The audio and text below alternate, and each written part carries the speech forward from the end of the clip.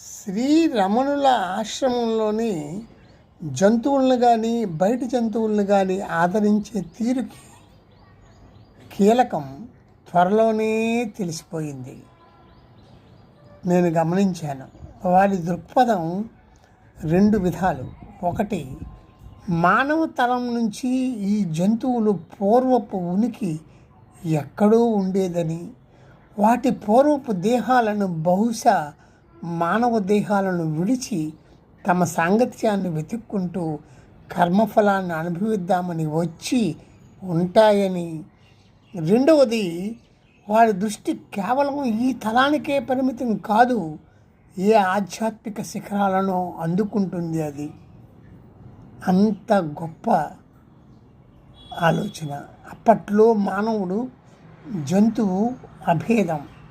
వారి దృష్టిలో రెండూ ఈశ్వరుడే. అంతా ఒకటే. రూపము ఏదైనా అంతా ఒకే శక్తి. అది అవిభాజ్యము, అవిశ్రాంతము, అది సర్వవ్యాప్తము.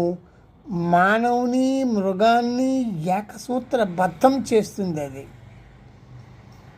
అన్నింటినీ ఒకే విధంగా ప్రేమించగలిగిన వాడే ఉత్తమ ఆరాధకుడు. ఇది సత్యం. అన్నింటా దేవుని చూసేవాడు, అన్నింటా ఈ సర్వము వ్యాపించి ఉన్న చైతన్యము లేదా ఆత్మను గుర్తించిన వాడు ఉత్తమ ఆరాధకుడు కదా.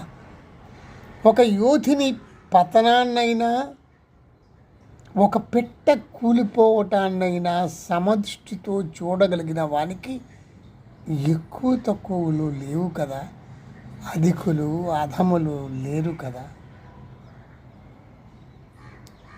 ధన్యవాదాలు. సమదృష్టితో మీరు అన్ని జీవులను చూడండి, కరుణతో చూడండి. అన్నీ నీలాంటివి, నాలాంటివి. వాటి వాటి కర్మ ఫలితానుసారం అవి తలంపైకి వచ్చేయేమో. ధన్యవాదాలు.